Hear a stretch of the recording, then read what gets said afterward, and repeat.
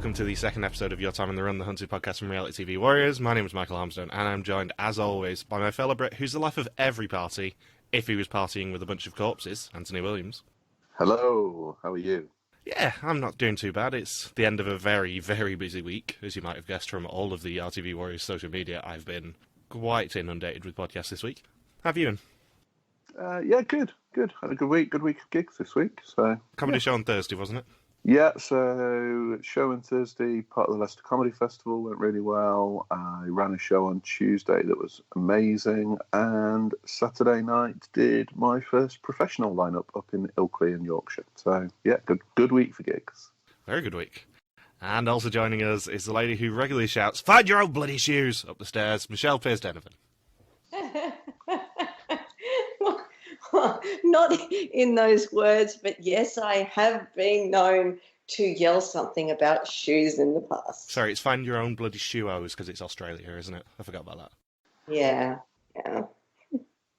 It's one of those serendipitous things when I'm watching the episode and Tony starts saying that sort of stuff and I'm going, yeah, she's just going to be my Michelle quote machine this year. Because you said it was in the first 13 minutes, and I thought, okay, yes, he might use that. Yes, he might use that. There was quite a few various Tony-themed ones. The original one that I was going to have before she said that was the lady who, when she's wearing a wig, looks a bit like Myra Hindley. That was a good wig. Oh, just Tony is the best. She's so good. Yeah. She's pretty good. She was my absolute favourite this week, not going to lie. And we're going to start with some corrections because I did notice when I was watching this episode, it wasn't a Daily Mail that Merv had, it was a Daily Express. Also, I have been told to say that Doug isn't actually that awkward, because he did tell me off. And also, hello to Nicola Ella's mum. Yeah. Good to have you on board, Nicola Ella's mum. Hi. She told me not to say hello to her, so hi, Nicola. So previously, 10 new fugitives went on the run from Bristol with just the clothes on their backs. Jess and Ella nearly got caught when they ran in circles, Hayley was called high maintenance, Merv defied expectations and intimidated Sherlock, and a couple grassed on him and revealed he was heading back to Bristol. And his plan is to try and stay one step ahead, or, as they call it in the army, getting into the mind of the enemy commander. Is that Sherlock's new name, the enemy commander? Oh no, he's always going to be Sherlock. Okay. Once called Sherlock, always called Sherlock. And the even better thing is, that's now official, because it's in the RadioTimes. That's insane. Oh my gosh. I just love that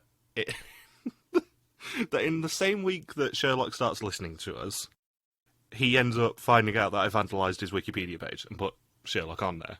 And then it appears in the RadioTimes. But now it's like a circular citation. It must be true because it's on Wikipedia, yeah, but can you verify it? Yeah, it's in the RadioTimes. I'm 100% going to use the RadioTimes article as the citation. Yeah. Doesn't matter where they came up with it from, because it was us. It just matters that it exists. It was way back in season 1, wasn't it? 2. 2, okay. It was the episode entitled Sherlock's Bongo, because that is still one of my favourite episode titles ever. It is my favourite episode title ever. I was thinking that when you were doing the awards, it should have had best episode title. Yeah, Sherlock's Bongo is an episode that is close to my heart, because I think that was the one with the Lionel Richie poster as the banner as well, if I remember correctly. Yeah, it was good. Good time. So HQ are tracking Merv on May 28th, and Doug has requested CCTV, and Merv gets dropped off at Bristol Templemead Station and is heading to Manchester, where most of his network is. However, there are 2 teams of ground hunters that are 5 minutes from the station, and Merv says he's reluctant to wander around given how public it is, so he decides to wander around outside the station, just to try and blend in. Yeah, and as predicted, although I thought it would be a few episodes in, as predicted, it was a simple tap on the shoulder kind of thing. What a shame. Yeah, Steve and Lucy see him, and his time on the run's over on day 4. I'm disappointed. Same. I am too, but also I think Merv would have been the sore thumb sticking out if he'd stayed any longer. I think they always would have kind of targeted him because of knowing of his background and because he appears to be a bit of an easy target. Yeah. It's a shame because of how, troublesome he was last week, but it makes sense that they showed so much of him last week, because there wasn't a lot more to show of him now. No, I kind of wish they'd spaced it out over 2 or 3 episodes, because he was fun. But I'm, by the way, very much on day watch this year. okay. Like, any time we hear a date, I am having to note it down now, because there was a bit of monkeying with the timeline this week, I think. Yeah, I think so. I think we jumped around a little bit. Yeah, I don't know whether you spotted what I spotted with the Dan and Haley segment, but they definitely were not around the same time as Merv. No. Merv got caught on day 4. Yeah, I can't remember when we started, but it was still in May, wasn't it? Well, mathematically, it would have been the 25th. Right. So we were well beyond that by the time we get to Dan and Haley. Yeah. And Sherlock says they were expecting him to last a bit longer, as was he. And he says that he underestimated the hunters quite badly. Yeah. And something also of note, this was chronologically Sherlock's first capture as boss. What as the person that's boss? But what about? Don't you go with the celebrity?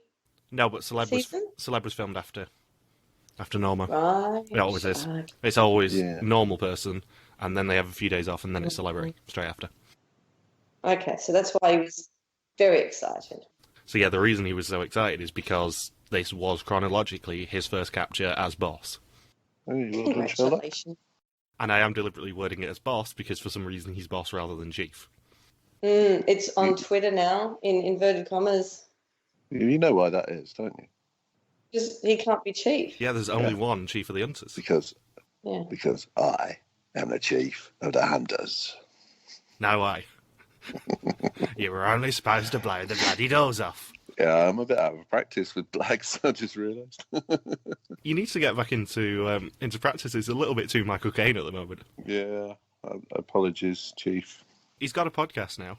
Oh, right, okay. I'll get some tips. Listen to that and get your Black's impression in shape. So the other 9 are spread out all around the UK, and Tony is from West London and is in Somerset with her friend Daisy, and she was seen outside a garden centre getting into a red car. Tony's great. We're gonna love her. Why did she climb over a fence and not just walk around the house? Like it would just seem really bizarre. She didn't just climb over the fence. She climbed over the fence, fell, and then went bollocks. Yes, I didn't add all that. Because she's great fun. That's why. She is. She's such a fun character. I was getting a bit of a Winner vibe from her this week. I don't know whether you thought the same thing I did. Yeah, I did get a little bit of that. Sometimes it's just what music they score scenes with and just the general tone. Nice bit of backstory. Yeah, it was definite Winner vibes going on. And Sherlock says that he doesn't want a dressmaker from Fulham beating them. And she tries on wigs at her friend Daisy's home, and one of them makes her look a little bit like Myra Hindley. Mm-hmm. It was actually quite good. It's certainly better than that wig they had in Hunted US. Oh, God, yes. Oh, my God, a million times better than that. What was that rubbish? And her wig was just amazing. It just looked like her normal hair. Yeah, but the first wig that she wore made her look like Poison Ivy. Yeah, yes, that's true. It was a bad costume wig, that one. And she says she has 3 children and a very full-time job, and when you're in your 30s or 40s, life becomes quite relentless. Ironing in one hand, fending off work emails in the other, and shouting, "Find your own bloody shoes," up the stairs. And going on the run can't be any more stressful than that. That is correct. Yeah. And that is what I write on my apps for Amazing Race. Amazing Race is not stressful compared to home life. I'd rather be on the race. Yeah, but it is stressful for your home life because you're constantly trying to evade the authorities and try not to let them know where your children are. Yeah, that's right. And I'm actually quite impressed that you managed to just wander straight into that massive bear trap of a joke, Michelle. I don't care. You could make that joke out of anything I say. Not gonna lie, Logan's currently watching Australian Survivor, or catching up on Australian Survivor, and he's like, Michelle's tactics were so terrible in her boot episode. And I'm like, well, yeah, her motivation was just trying to avoid going back to her children. Oh my God, you're going to confuse people from the Survivor page who are going to listen to this thinking, Michelle doesn't have children. Oh, Yes, she does. She has 2 children, and she regularly goes on Australian Survivor just to avoid them. God. Oh dear. Okay, well, getting back to Hunted. Hey, Hey. you know, you know how Tony said she's going to get around by using friends of friends. What a great idea. However, don't contact the initial friend to get through to the second friend. Otherwise, Yeah. you may as well just be with your initial friend. I know. Please stop saying the word friend. Friend. It's all merging into one. I thought exactly the same thing, Michelle. It's like that friend of a friend of a friend is great as long as you don't lead them to part 1 of the chain, because then you've created the link for them. Yeah, it was a real shame. What is she doing? Yeah, but leading them to part 1 of the chain gets us a wonderful banner this week. So there are, some positives. Not for Tony. Well, no, but for us. Mm. For us, it's great. Who did Boss ring? Boss, sorry, I'm going to stop saying that. Who did Sherlock ring? Who was sitting in the car? Was that Steve sitting in the car hanging around waiting for him to ring him? Well, it was Carl and Mark. In a bush. Oh, okay. Sorry, Mark. It's the Mark. I always get mixed up with Steve and Mark. I don't know why. What do they do? Yeah, me What do they too. do when they sit around all day? What are they doing in that car? That's what I want to know. Are they playing something on their phone? Like, if they're hanging there, I'd really like to know. So one of the hunters, please tell me, what are you doing in your car for hours on end? Unless otherwise stated, I think that they're doodling on pictures of Sherlock's face. Oh, God. That's just my impression of it.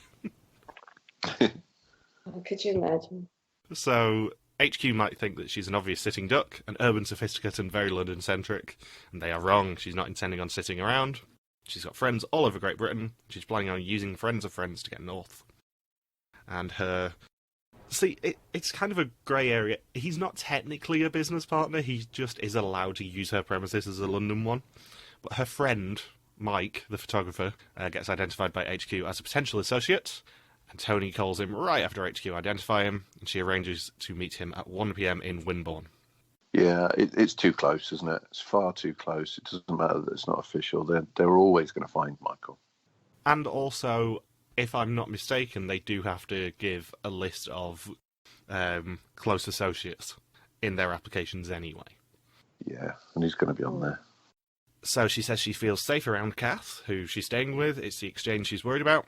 And she texts Mike, HQ get a live ping on it, and the hunters get dispatched. And she trusts Mike implicitly, but HQ are tracking him because he's still got his phone on. Yep. It's a whole catalogue of errors at this stage, isn't it? She's started with someone too close. She's then set up a link to the next person. He's got his phone on. Oh, this is not good. At the risk of sounding like Michelle, it's all getting a bit stupid. Stupid. Oh, yes. Like, how many mistakes can these people make? Haven't they watched the other shows? And she says that she looks like someone who can't slum it without her Louis Vuitton luggage, but actually she's quite scuzzy.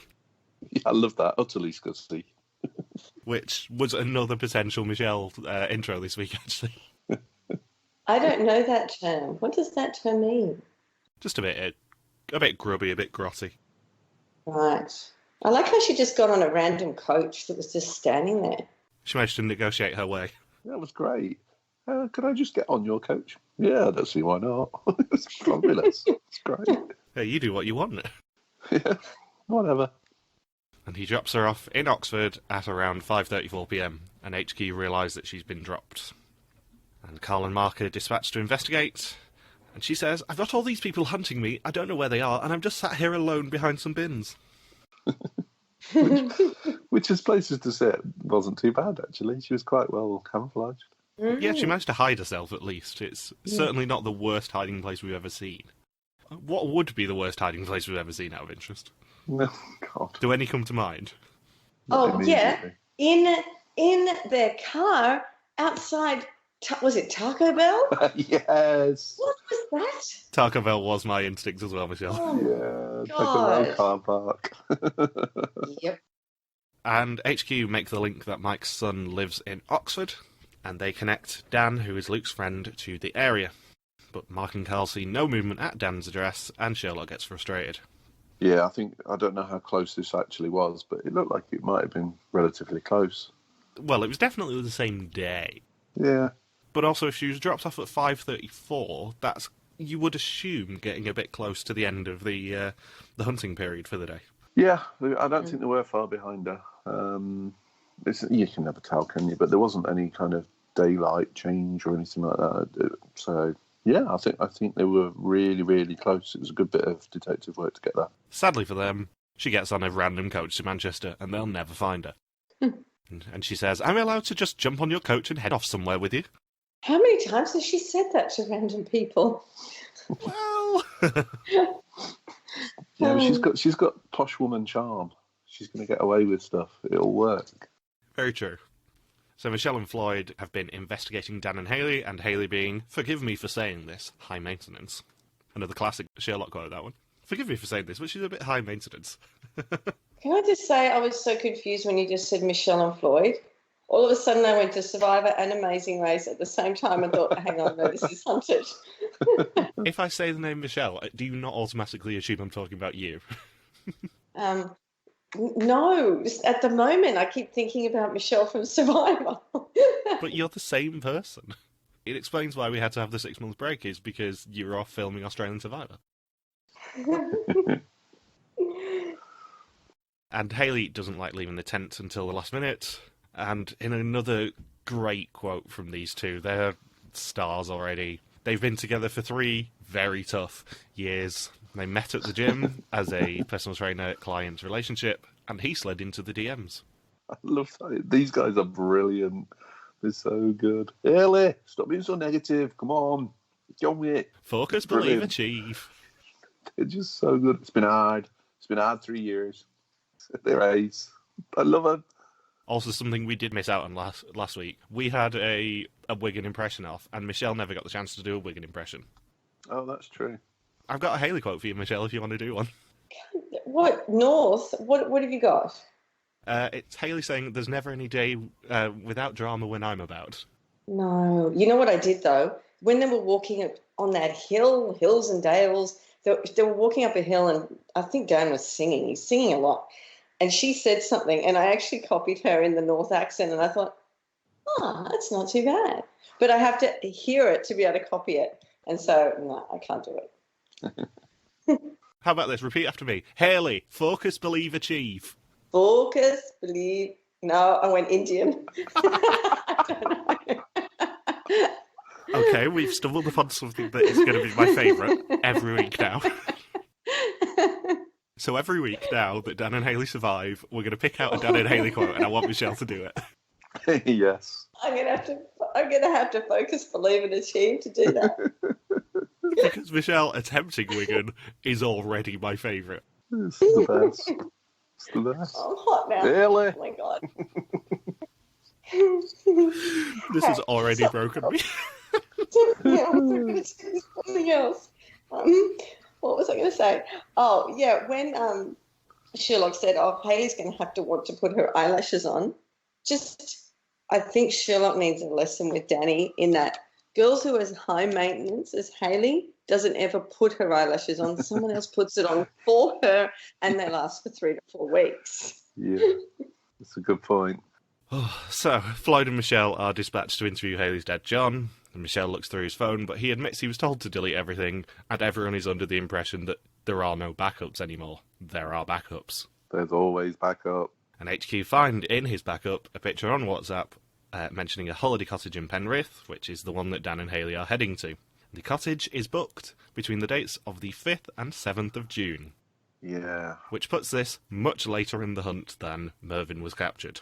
Yeah, this puts it about day 10 or something, doesn't it? Maybe even longer. Day 12 it is. So we're already halfway through the hunt with these guys. So, what does that tell you? That we've had all of our footage from 4 days from Merv. We're already up to day 12 with Dan and Haley. I think there's a lot of entertaining footage from them, because we've seen this sort of stuff before, and then they're going to disappear for a couple of episodes and reappear probably at the end. Yeah, that's what I'm thinking. Mm. I got the impression last week that Dan at least was probably going to win this year, just because he seems like the sort of character who would do very well. I still think they're going to split up, potentially, because I think she will just throw in the towel at some point. But it makes a lot more sense if you know it's day 12, why she's getting so kind of stressed about never having a shower. Yeah. If, as they implied, it was like day 4 or 5, then she's just looking high maintenance. But actually, it's over a week later than that. And she probably hasn't had much in the way of grooming for the past 2 weeks. So it's kind of a lot more acceptable that she is kind of like, oh, I'm so knackered, I just want a proper bed. If she's been camping for 11 nights. Yeah. And then Ailey is scared of the massive cows in the field. The cows? They're just cows, Ailey. They're just cows. Oh God, it's going to be like this the whole time, isn't it? Michelle, can you please say the word cows in a Wigan accent for me? What did you say? You went cows. Ailey, it's cows. Cows. They're just cows. They're just cows. That's all they are. Stop it. Stop it. Oh, we found our new favourite joke, and I cannot wait to keep making Michelle do Wigan. When they were walking, you know how Dan said to the camera, oh, Hayley's starting to get tired now. I don't think they've been walking for many hours. Like, it was still broad daylight. But I mean, we've discussed this before. As soon as you head to the Lake District, it's one of the wettest places on Earth. It constantly rains there, basically. It's something like 30 days of no rain that they get a year. So, yes, it's a great place to hide, but also, if you're camping there, it gets a little bit miserable to be constantly rained on. I suppose. Especially when compared to, as Hayley's dream was, being in Mexico drinking pina coladas and thinking about what she can have for lunch. And Nick sees movement, and Sherlock dispatches her and Khayyam to investigate, but it was a false alarm. Nobody's home. And Dan and Hayley are actually in a bed and breakfast called Mag's House, and the owner says that it's 7 hours walk from there to the cottage, and they decide to stay in the B&B. He tries to kiss her, but she doesn't reciprocate quickly, and says it's very awkward. They're brilliant, these two. I'm just loving everything they're doing. And for the second time in 2 weeks, we've had a really awkward confessional from them. Because last week we had the aborted high five, and this week we have the aborted kiss. Yeah.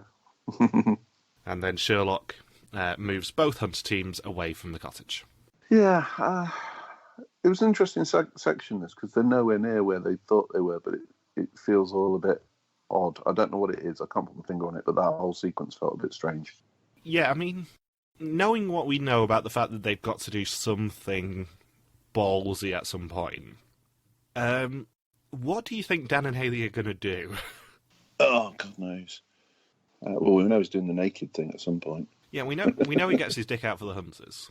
It looked to me, from the quick glimpse we got of the window, that it looked like the windows at the cottage.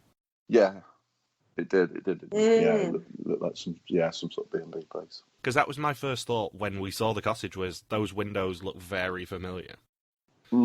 So if he does that, that still doesn't technically count as the public thing, because the hunters have been moved away from there. Yeah, that's what I mean. I just found it a little bit odd. I felt like they were supposed to be at the cottage in this episode for some reason, but they're obviously still going to go there. Yeah, maybe they have a good gut feeling about the hunters probably being onto the cottage. Yeah. The question is whether the hunters have still got eyes on the cottage with cameras or whatever. Yeah, just because they've left doesn't mean they've dismissed it. I think we'll find out. I think we will find out. There's clearly a sequence at that cottage, unless they happen to go to another B&B somewhere. Yeah, another B&B with very similar windows. Yeah. So, in the Scottish borders, we get more content from Tony, where she pretty much says she's going to win. She walks across a field with military debris, and she says she's finding it hard, but last year she had a health scare and had 2 friends who died, and she's taking advantage of every opportunity, because if not now, when? Yeah, this is a lovely bit of Nick Harvey telling us who's going to win, I think. I was thinking when I watched this on Thursday night, we haven't actually had a female winner since they started giving money away. No, we haven't. We've still only had 2 female winners, and neither of them got any money for it, which is really interesting for me. Yeah. I wanted to see her fall in the quicksand. I wanted to see quicksand. The question is whether someone would intervene if she did. Well, the cameraman's there. Suppose he would. Yeah, but I don't think the cameraman's supposed to interfere. I suppose if someone's like going to actually die, he may interfere. Yeah, you would hope so. Or the sound guy and the camera guy would have an argument as to, well, should we rescue her or not? No, I think it's good. It's good fodder for the show. Let's tape her a bit more till her head goes down. Then we'll get her out. Meanwhile, she's in the background just going glub, glub, glub. Yep. So HQ are struggling to work out exactly who Tony's network is, but need to get ahead of it to work out who's next. So they start interviewing her friends, including Daisy, who has adorable dogs. That was just my first thought on her. She has really quite cute dogs. Daisy, who's really good at resisting the interrogation techniques. Oh, my lordy lord. It's in your bag, Daisy. If it's in your bag, it's your note. I don't know how it got in there. Oh. Just get the bag out. Say, yeah, it's a note, but I'm not telling you what it means. That's all you have to say. The best bit of this entire scene for me is Danny's obviously well-practiced mum face of, you're telling me nonsense. No, I can see her doing it to Sherlock and so many times during the day. Like, you can tell she's so well-practiced with just going, you're telling me absolute nonsense. It really makes me laugh. It's one of those situations where I see that scene and immediately in my notes just write, great banner of Danny. Yeah, it's mum face. It's when a mum does not believe anything you're saying. So when Jordan and Danny are interrogating Daisy, Jordan says the iconic words, Badger, what does that mean?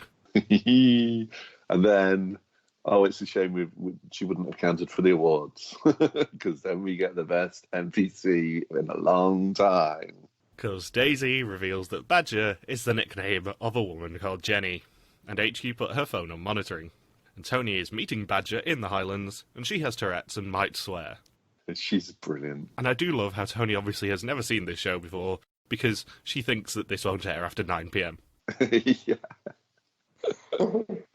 I love Badger. Can we have Badger on the next series, please? Get her on the run. She's amazing. It is a real shame that we don't get HQ intercepting her calls. I'm hoping she makes a reappearance. She's wonderful. I love her. Well, apparently Tony and Badger have been on a show together before. Really? Yeah, apparently they were on a dog show a couple of years ago, according to someone on Facebook. Oh, cool. Oh, she's lovely. Apparently Tony's a dog trainer as well. Okay. I don't know if any of my comedy friends listen to this. If you do, let me know. But as soon as Badger was mentioned, my head immediately goes to a character act from the West Midlands called Mr. Badger, who ironically tells the most filthy material imaginable.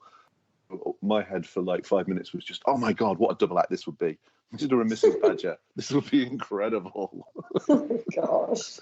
Well, surely anyone called Badger has to be paired up with someone called Bodger. Well, you'd think so. Yeah. That is the natural world order. And Michelle has no idea what I'm referring to there, which makes it even better. I don't think I want to know what you're referring to either. It's a children's programme called Bodger and Badger. It's quite popular in the UK. It was a puppet badger who was obsessed with mashed potato, basically. Of course. And it's where my mind goes to as soon as I hear the word badger. Yeah, well, that was my previous reference, but now it's Mr. Badger, and the fact that she's got Tourette's just made it even funnier with my head of what an amazing double act Mr. Badger and Badger would be. So HQ intercept the call of Badger, not Bodger, trying to get Tony to Edinburgh, and Sherlock dispatches teams to Edinburgh to try and intercept her. So I have a thing here, right? Even if you don't think your calls are being monitored, make some effort not to be specific about things. There's always going to be some reference that you can say. I think Bob and Alex did a good job of this last time, didn't they? Where they said meet at the place where something happened or something like that. Just don't be explicit about the location. Make them do a little bit of legwork. Also, forgive my ignorance, but would that really be a good tactic with someone with Tourette's? We'll get in there to make the call. Not necessarily the swearing bit of it, but if she unintentionally reveals things or says things, Well, yeah, I mean, she is going to say the thing that is wildly inappropriate in any given moment, so she's quite likely to say something like that, yeah. I may be being really ignorant about Tourette's there. No, I think I'm not an expert, but I've seen documentaries where, yeah, often the thing that comes out is the most inappropriate thing in that situation. So that could be something about that, yeah. My impression would be that if you told her not to say some information because she's nervous, she might accidentally reveal it in the call anyway. Yeah, it's possible. And therefore, it's probably not a good idea to get her to make the call. Possibly not. But anyway, as a general point, fugitives, try and be a little bit subtle about places and times, locations, all of those sort of things. And then we move to Derbyshire, where Ella and Jess are playing with toilet roll. Yeah. What Because are they why? doing? Why? I don't understand. They're just having fun. I'd be interested to know what day themselves this was. Some random room playing with a roll of toilet paper and strategizing how to get it up there. Like, I don't understand. Why? I don't know. You can just tell that that was a scene that the editors loved, but thought, this has absolutely no relevance to the show whatsoever, but I really want to still put it in. Yeah. So it's just our introduction to Ella and Jess, is them trying to, between them, move toilet roll from their feet to their mouths. I was basically doing the Danni face at the screen at that moment. Is this what we're now going to call it? The Danni face, yes. The Danni face, just calling people out on their bullshit. Yeah, it's the Danni face. If I didn't already know that Danni was a mum, I would be able to guess it just from that face. Of like, really? So we find out that Ella and Jess met at school, and their story all centres around a game of spin the bottle when they were 15. And HQ suspect that they've stayed quite local. Wrong. Well, local to one of their bosses. Well, yeah. So Nick and Kayam are sent to interview their families, and Ella is very determined. And Nick hides a listening device in Ella's parents' house, while Kayam distracts them and gets them to take him to her room. And Helen does a fake call to Nick to try and worry Ella's parents. And then the listening device reveals Ella's dad saying it would make sense if they're heading north, because they're heading to Ripon. Yeah, which is a little bit of a reach, isn't it? Really. It is, but as I always think when I see anyone on Facebook, because I'm not engaging with anyone now, but there's like probably 60 hours of footage that is cut from that where they actually work out what the connections north of their parents' houses are. Exactly, and they're kind of damned if they do, damned if they don't. Because if they put something in like it makes sense to go north, and then hey presto, they go up north, everyone's like, well, that's a fix. But if they don't, and they just go, yep, let's go up north, everyone's like, well, where did that come from? So they have to find something that makes their investigation make sense, don't they? Yeah. Also, after last week when we were talking about the heist idea of the behind-the-scenes documentary, I was thinking about it. I'm not sure they could do it for Hunted, because a lot of the tactics that they use in Hunted are the same between series, and it would potentially give new fugitives an unfair advantage. Yeah, possibly. Because we probably only know about half of the tactics that HQ really use to find these people. If that. Other than slipping Kevin O'Leary a £20 note and saying, go on, give us a clue. Love you, Kevin. I have a question. Answer. When the hunters left Ella's parents' place and they popped, I think, Dad's phone in a plastic bag and said, we're just going to take this. Where are they taking it to, and how long will he not have his phone for? It was Ella's phone, I think. Oh, was it? I thought it was Dad's. Okay. And anything like that gets sent to HQ for ethical hacker Doug to ethically hack. Okay, so he's not losing his phone. That's fine. No, they'll get it back. Another correction from last week was the fact that I accidentally said that Doug was only credited as an ethical hacker in Series 1. It was actually Series 2 as well. Okay. I've been getting a real bollocking from Doug this week on DMs. He's been fact-checking you. Yeah, he has basically been my fact-checker all week. It's been hilarious. So they use a phone belonging to the driver's wife to contact Jess's boss, and they want him to take them as far north as possible. And Sherlock tasks HQ to work out what the current contact in the north is, and then Hattie makes the connection to her boss. Yeah. Again, it's this link thing. Think about both ends of the chain. If you're introducing a random number to a known associate, you've now made that number not random. Mm. Something interesting I picked up on in the next bit, though, and I'm wondering whether you did, was Sherlock says, right, we need Johnny Barrow's phone on live intercept. So, Yes. I refer you that? to my line of notes that says, how does Sherlock know Jonathan is called Johnny? And that is the exact line that I have in my notes. How does Sherlock know he's a Johnny? Yes. And maybe he just calls any Jonathan or any John a Johnny. It's possible, isn't it? But I suspect somewhere further along he'll refer to himself as Johnny, or someone close to him will refer to him, and then it will all make sense. I think this is a bit of retrofit HQ footage. I think it is as well, because the camera was very careful to only show Sherlock's face.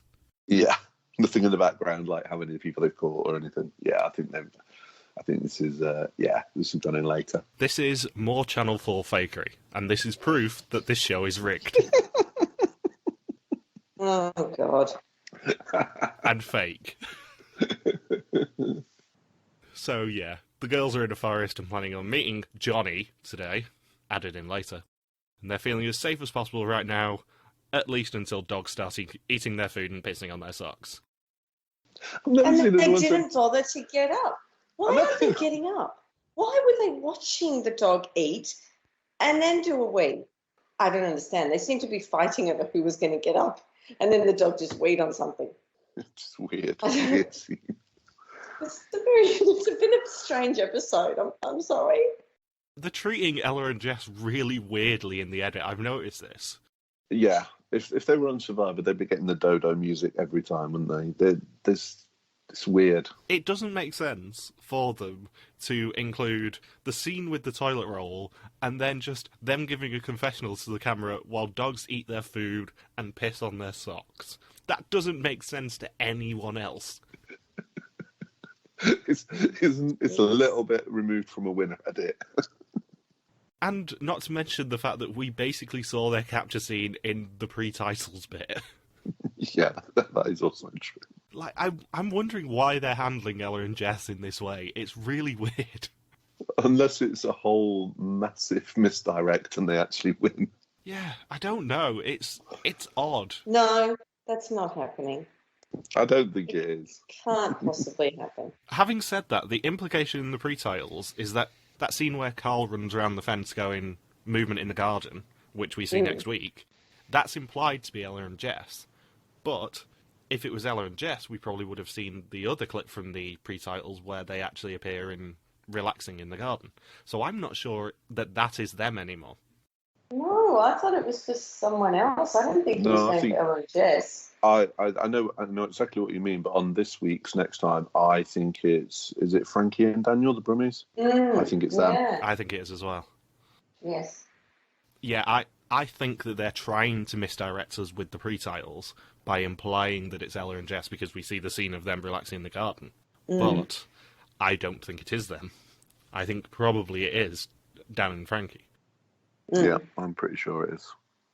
Also, when the girls walked into the pub, where were their backpacks? What did they do with them? It's probably under the table. No, but they walked in, there was nothing. I look at stuff like this. It's just, you remember words and vague things in the background. I remember things like big things, I suppose. How can you not know that they didn't walk in with backpacks? Because I was too busy, laughing and thinking, that Danny face is definitely the banner, that is definitely the Michelle quote this week. See, you can't focus very well, can you? Well, I didn't live tweet it this week deliberately because it was just too much to kind of focus on, especially at the end of a very long week. So Jill and Paul are dispatched to try and talk to Johnny. The girls head into a pub and start reading the menu and basically just salivate. It did sound nice, although very expensive. How much was she paying at the end? It was a lot of money. It's 40 quid. Yeah. I thought she said 40, and I thought, no, that's got to be wrong. She must have said 14. No, it was 40 and keep the change. Yeah. 14 or 40? 40. Yeah. What the hell? It's a pub food. Pub food, $80. We're going to deep dive into this now. The menu items that we heard were about 16 quid each for the main courses, which is very expensive for a pub, I'll be honest. Wow. Mm-hmm. Yeah, but a main course and a drink, Yeah, so Yeah. assuming they're J2Os, because it looked like a J2O, assuming they were about £2 or £3, then 38 quid, roughly, for 2 people. It's very expensive for one That's course. crazy. I went to a pub in England, had 3 courses for £10. Yeah, that was Weatherspoons, Michelle. There's a difference. No, it wasn't Weatherspoons. Actually, we did go to Weatherspoons, but it wasn't that one. It was something down south. I love spoons.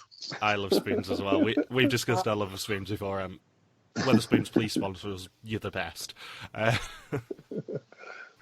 come and see my comedy set. Soup, there was no soup. How can there be no soup? It's the epitome of, like, cheap and cheerful pub food. Mm. Although it's very handy when you're flying through Heathrow, being able to sit in the Terminal 5 pub and use the app on your phone to order your breakfast, like I do. That's amazing. Spoons Up's the greatest thing. It is. It's the greatest invention of modern times.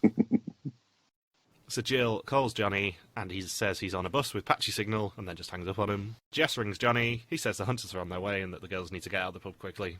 HQ get the call. The girls haven't paid yet, and Aisha says that they have a team so close to that. And like any good Bond villain, Johnny gets interviewed while stroking a cat. I've been expecting you, Mr. Hunter. And Paul gets a call from Sherlock about the pub, and him and Jill are less than 5 minutes away, and the episode ends with them driving to the pub as the girls settle the bill. Can you tell me why they would use a phone to make a phone call before they were ready to leave? Like, you withdraw money when you're ready to get out of there. You make a random phone call when you're ready to leave. You don't make it before you've even paid or, I don't know, gone to the toilet or something like that. Just the plain stupidity of these fugitives. I just can't take it. I can't take it. And it's always the women. It's always the women. Why? Can they put a smart woman on, please? Can they put a super fan of Hunted on who is a woman who knows what to do? Just once. Just once.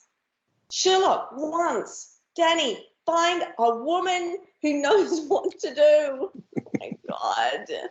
I think it was pure naivety that they wouldn't connect the dots to Johnny so fast. Yeah, of course it is. But that's always what catches teams out. They always don't think they're going to make connections. They always make the connection. If there is a connection, they will find it. Don't use people with connections. It's less focus, believe, achieve, more focus, believe, naive. I bet Dan and Hayley were gutted that they missed out on a nice pie, though. I know. Steak and ale pie. Come on. Pie. I sound like, you know who I sounded like then? I sounded like Phil Kogan saying spa. Spa. I think by the end of the series, we just need to keep doing Michelle doing Wigan. It's my favourite thing. I'm so hot now. I need the aircon on. It's too hot in here. Oh, God. Also, for a little behind-the-scenes thing from last week, I did send Michelle a picture of a pucker pie after we finished. So she does now actually know what a pucker pie looks like. It does look good. Yeah, it was clearly a marketing shot. No pucker pie I've ever eaten looked like that. Yeah, the problem is you get them from the yellow sticker fridge with a pack of Yakult. That's true. That is true. Yakult. We're just doing all of my material this week. Yeah. Can I just point out how you said Yakult then? Yakult. Yakult. Yeah. It's Yakult. Oh my God. In Ant's comedy set, it's Yakult. Therefore, I'm saying Yakult. Yeah. It's so weird. So next time, Paul asks some builders, Tony hides in a house, Dan and Frankie make a lot of calls, and Carl spots some movement in the garden. Yep. I think we get a one and done episode with Dan and Frankie next week. That's cool. It's interesting because I thought that, and then I've read the episode 4 synopsis. Well, that's cheated, mate. I mean, next week's synopsis is... Childhood sweethearts Jess and Ella are running scared in rural Yorkshire as the hunters prowl the country lanes in hot pursuit, while businesswoman Tony moves further north. Unaware her every move is being tracked.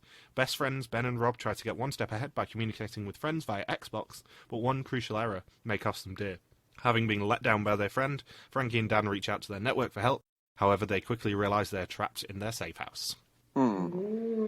So that implies to me there is no Dan and Hayley next week. Having said that, this week's one also implied there was no Dan and Hayley, and you know they love putting Dan and Hayley in these episodes.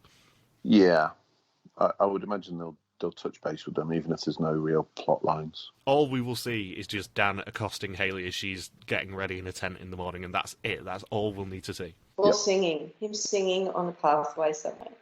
Yeah, or a bit of backstory. Yeah, I think there will be a capture next week. I just don't know who.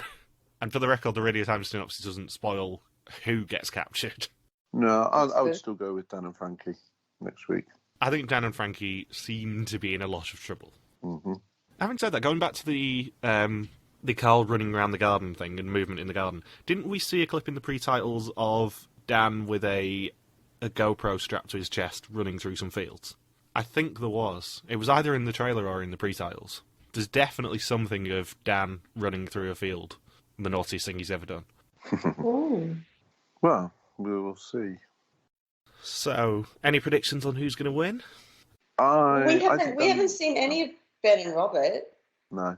So I can't see them winning on the basis of that. But we get an introduction to them next week at least.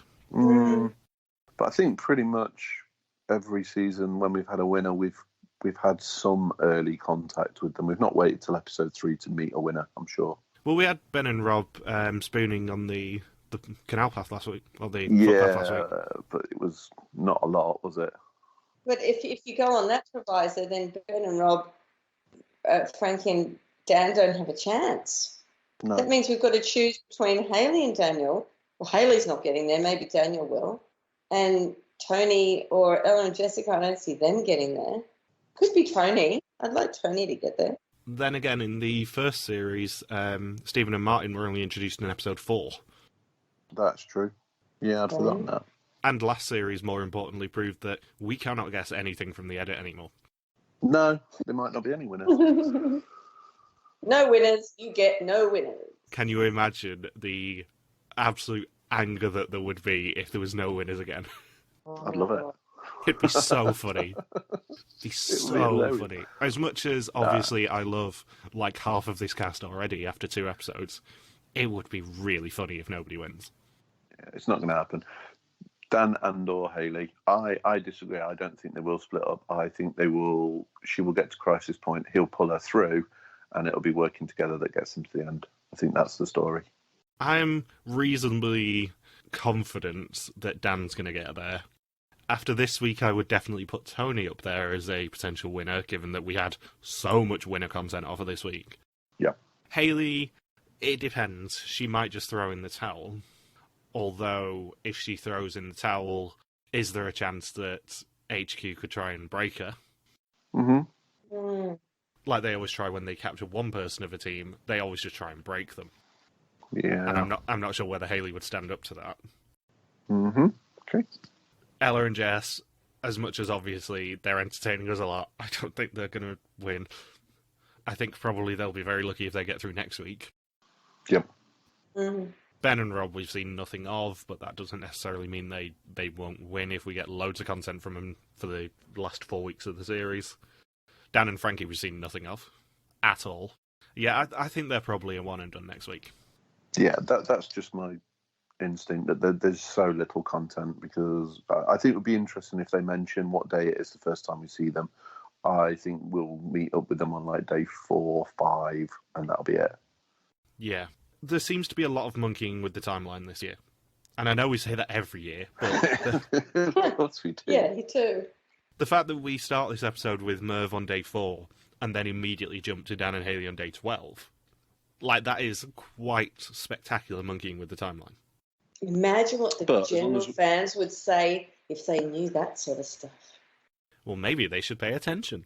Oh, yeah. We don't want them to talk about this sort of stuff because it would just fry their brains and then they'd be arguing on the page more than what they do now. Yeah, but it's entertaining because I'm just not engaging anymore. I mean, it's not a problem when they skip forward. It would only be a problem if they then went back to something and try and made it look like it had happened out of order, which they generally don't do. It's just if there's a lot of content, then it's fine to be on day 12 for Dan and Hayley because there's 4 episodes. Therefore, there's probably another 10 plus days of footage of them, so that's fine. And also, we do have to point out we have actually caught them, all three of us, in going back and re-recording Sherlock calling him Johnny. We assume. Which never happens. And I know I'm going to get an angry DM off Sherlock as soon as this episode goes up going, no, that was filmed at the same time. Yes. Sure. Sure, Jan. Sure. So have you got anything else you want to say? No, it was good. I don't think it was a spectacular episode, but it was solid, so that's good. Yeah, it was a solid episode. I mean, okay hunted is better than a lot of things. They know exactly what they're doing. I mean, this came up in episode 300 a lot, is the fact that they know exactly what they're doing. They're confident in their product. They don't really care. There was 173 Ofcom complaints, despite how hilarious it was. Oh, good.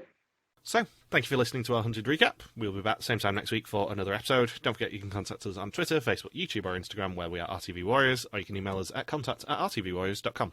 Anthony's on Twitter at Bullsboy, Michelle's on Twitter at Bear333333333, and I am MJ Harmstone. See you next week. But with that, for this week, your time on the run is over. Bye. Bye. Bye. Bye.